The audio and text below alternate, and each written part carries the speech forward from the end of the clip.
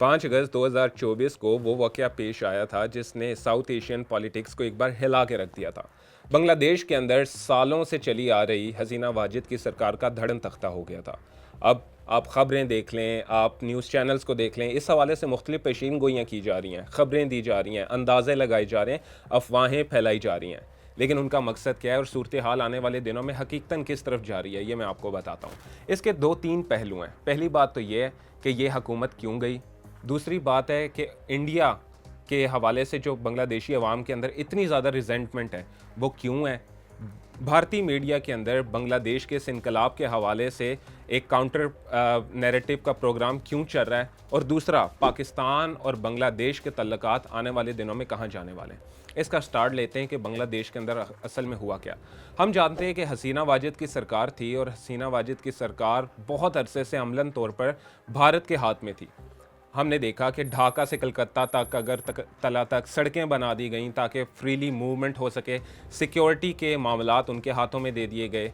अडानी, गौतम अडानी, जो भारत के सबसे बड़े बिजनेसमैन हैं और जिन्हें कहा जाता है कि मोदी का करीबी दोस्त है, जिसके हवाले से असल में इंडियन पंजाब के अंदर रिजेंटमेंट बड़ी थी क्योंकि उनको फ़ायदा देने के लिए जो 3 मुतनाज़ा ज़रई कवानीन लाए गए थे, उस आदमी का हसीना वाजिद के साथ एग्रीमेंट हुआ था पावर सेक्टर के ऊपर। तीस्ता रिवर प्रोजेक्ट की कहानी तो आप जानते हैं। साउथ एशिया के अंदर, भारत के अंदर जितनी भी मसनूआत बनती थी, उनका 75% किसी न किसी सूरत में बांग्लादेश के साथ तजारत के लिए इस्तेमाल हो रहा था। लेकिन ऐसा क्या हुआ कि इतने सालों से जो एक आमराना हुकूमत थी, उसका धड़न तख्ता हो गया, और वही सिविल सोसाइटी की जानब से, तुलबा की जानब से। भारत की जो बांग्लादेश के मामलात का कंट्रोल था ना, वो बांग्लादेश के अवाम को पसंद नहीं था। और हसीना वाजिद की सरकार ने कुछ अर्सा से ये पॉलिसी बना ली थी कि जो भी उस पर तनकीद करता था, वो उसको दीवार के साथ लगा देते थे, जेलों में डाल देते थे, सज़ाएं सुना देते। लेकिन वही बात है, वो तो उन्हें गिराने में लगे हुए थे, लेकिन वो ये भूल गए कि तुम गिराने में लगे थे, तुमने सोचा ही नहीं मैं गिरा तो मसला बनकर खड़ा हो जाऊंगा। आखिर में वही हुआ। जिनको गिराने की कोशिश की जा रही थी, वो सारे के सारे उठ खड़े हुए और उन्होंने उस आमराना जहनीत के लोगों को निकाल दिया। बांग्लादेश की फ़ौज, बांग्लादेश की पुलिस, बांग्लादेश की इंतज़ामिया, बांग्लादेश की इंटेलिजेंस, इन सारे अदारों के अंदर उखाड़ पिछाड़ जा रही है। उन सारे लोगों को साइड पे किया जा रहा है जो हसीना वाजिद सरकार के ईमा के ऊपर बांग्लादेशी अवाम पे मजालिम ढाते थे। बहुत से लोग ऐसे हैं जो खुद ही साइड पे हो गए हैं, जैसे कि उनके अटारनी जनरल AM अमीनुद्दीन और इस तरह की बहुत सारी शख्सियात हैं। चीफ जस्टिस को उन्होंने इस्तीफ़ा देने पर मजबूर कर दिया था। वहाँ पे सारी की सारा रिस्ट्रक्चरिंग हो रही है उनकी पॉलिटिक्स की, उनकी सिविल सोसाइटी की, उनकी फ़ॉरेन पॉलिसी की और उनके डोमेस्टिक पॉलिसी की। फ़ॉरेन पॉलिसी के महाज के ऊपर अब हम बात करेंगे, क्योंकि ये एक बहुत दिलचस्प अमर है कि जाहिर सी बात है, पिछली हुकूमत तो बहुत ज़्यादा प्रो इंडियन थी, बल्कि एक तरह से ये समझ लें कि इंडिया ही वहाँ पे हुकूमत कर रहा था।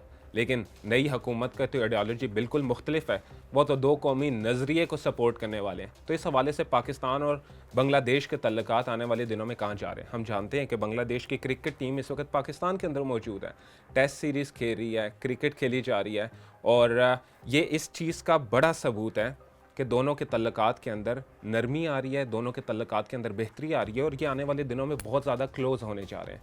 जैसे भी यूरोपीय यूनियन के बहुत सारे ममालिक हैं, उनके माबैन जितनी भी वीज़ा की जो पाबंदियाँ हैं वो बहुत नरम है, वो बग़ैर वीज़ा के एक दूसरे के ममालिक में आ जा सकते हैं। इसी तरह से बांग्लादेश और पाकिस्तान के दरमियान इस तरह का एग्रीमेंट हो जाएगा आने वाले दिनों के अंदर। आप देखेंगे मुस्तकबिल करीब के अंदर सूरत हाल इसी तरफ जा रही है।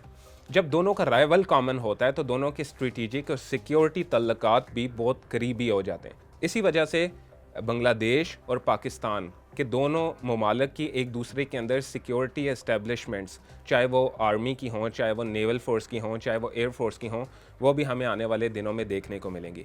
अच्छा, इंडिया इस सब को काउंटर करने के लिए क्या कोशिश कर रहा है? मुक्ति बाहिनी 2.0, मुक्ति बानी, जिसके हवाले से जो वाजपेयी थे वो बदतरीन मुखालिफ थे इंदिरा गांधी के, लेकिन उन्होंने भी उसे दुर्गा माता का खिताब दिया था। हिंदू मज़हब के अंदर दुर्गा माता जो हैं वो गज़ब और तबाही की देवी समझी जाती हैं। बहरहाल हमने देखा कि जब रा इस्टेब्लिश की गई थी, उसके सबसे पहले चीफ थे रामेश्वर नाथ काओ, और जब वो आए थे बरसरे इक़्तिदार तो उन्होंने बांग्लादेश के अंदर मदाखलत के हवाले से एक पॉलिसी बनाई थी, जिसके तहत जो उनकी नॉर्थ ईस्टर्न स्टेट्स हैं उसके अंदर मुख्तलिफ ट्रेनिंग कैंप बनाए गए थे। वहाँ पे लोगों को तरबियत दी जाती थी और उस सारे प्रोजेक्ट को एक यहूदी मेजर जनरल जैकब देख रहा था। एक एक ट्रेनिंग सेंटर एक इंडियन आर्मी के ब्रिगेडियर के अंडर था। हर ट्रेनिंग सेंटर में रोज़ 500 लोगों को ट्रेनिंग दी जाती थी और इसके अंदर से वो आदमी चुने जाते थे जो उन ग्रुप्स को लीड करेंगे और उन लीडर्स को further Indian military academy Dehradun के अंदर ट्रेन किया जाता था। और इसके अंदर भारतीय आर्मी के जो फौजी अफसर थे वो भी सिविल कपड़ों के अंदर मुक्ति बानी के लोगों के साथ जो है वो दहशतगर्दी की कार्रवाइयाँ सर अंजाम देते थे। इंडियन मीडिया के अंदर पिछले दिनों ये कैंपेन चली कि बांग्लादेश के अंदर रहने वाले हिंदुओं का कत्लेआम हो रहा है। इस हवाले से उन्होंने वहाँ पे अपने असासों को भी एक्टिव कर दिया था और इस तरह की खबरें प्रोलिफरेट करने की कोशिश की थी, लेकिन लोगों को फिर ये समझ आ गया कि वहाँ पर हिंदुओं का कत्लेआम नहीं हो रहा, वहाँ पे इंडियन मफादात का कत्लेआम हो रहा है। इसी वजह से इतना ज़्यादा वावेला मचाया जा रहा है। इतनी बड़ी ट्रेड का हुजम था, स्ट्रेटिजिक। अगर देखें बांग्लादेश के ऊपर इंडिया की ग्रिप नहीं रहती, इसका मतलब ये कि नॉर्थ ईस्टर्न स्टेट्स के ऊपर इंडिया की ग्रिप नहीं रहती, क्योंकि चिकन नेक के अगर आप लोग कॉन्सेप्ट से फेमिलियर हैं तो आपको पता होगा कि बांग्लादेश और नेपाल के दरमियान एक ख़िता ऐसा आता है जहाँ पर भारत की जो सरहद है वो 18 किलोमीटर के आसपास रह जाती है और उसको पार करके उसने बाकी के इलाकों तक अपनी रसाई हासिल करनी होती है। गुज़िश्ता कुछ अरसे के अंदर जब NRC का मुद्दा लाया गया, CAA का लाया गया, तो नॉर्थ ईस्टर्न स्टेट्स के अंदर जो आज़ादी पसंद तहरीकें हैं उनको दबाने के लिए भारत सरकार असल में बांग्लादेशी हुकूमत का इस्तेमाल करती थी, जो कि जाहिर सी बात है अब मुमकिन नहीं रहा।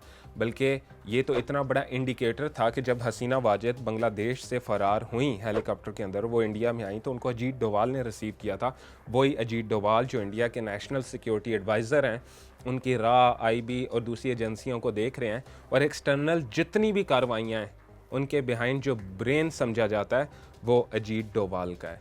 इसी हवाले से इंडियन मीडिया के अंदर ये कैंपेन चलाई जा रही थी, लेकिन ये भी पिट गई है। क्यों पिट गई है? क्योंकि उनके अपने अंदर से रिजेंटमेंट सामने आ रही है। 21 अगस्त को पूरी इंडिया की जितनी दलित तंजीमें, उन्होंने मोदी सरकार की पॉलिसियों के ख़िलाफ़ एहतजाज किया। ना सिर्फ मोदी सरकार की, बल्कि 1 अगस्त को जो सुप्रीम कोर्ट का फ़ैसला आया था शेड्यूल कास्ट और शेड्यूल ट्राइब और अदर बैकवर्ड कास्ट्स की रिजर्वेशन के हवाले से और उसके अंदर क्रीमी लेयर के कॉन्सेप्ट के ऊपर, उसके ऊपर वो नालां थे। वो इस चीज़ पे मुत्तफ़िक हो चुके हैं कि जो इंडिया की सरकार है वो एक रिजर्वेशन मुखालिफ सरकार है और ये जल्द या बदेर सारे दलितों की रिजर्वेशन को ख़त्म कर देगी। क्योंकि इसका इंडिकेटर ये भी है कि BJP आज तक इंडिया के अंदर कास्ट बेस्ड सेंसस की बात के ऊपर नहीं आई। हालांकि उसके अपने हलीफ नीतीश कुमार बिहार के अंदर उनकी party Janata Dal United caste based census करा चुकी है और इंडिया ब्लॉक का भी यही मुतालबा है कि पूरे इंडिया के अंदर कास्ट बेस्ड सेंसस होना चाहिए, लेकिन नहीं। इसी वजह से रिजेंटमेंट सामने आई और 21 अगस्त को इतना बड़ा एहतजाज किया गया कि उत्तर प्रदेश के अंदर, बिहार के अंदर, दिल्ली के अंदर, राजस्थान के अंदर मुजाहिरीन के ऊपर लाठीचार्ज किया गया। दूसरी तरफ आप देखें तो फार्मर्स प्रोटेस्ट चल रहा है और फार्मर प्रोटेस्ट किसके खिलाफ चल रहा है? गौतम अडानी के खिलाफ और नरेंद्र मोदी के खिलाफ और BJP की पॉलिसीज़ के खिलाफ।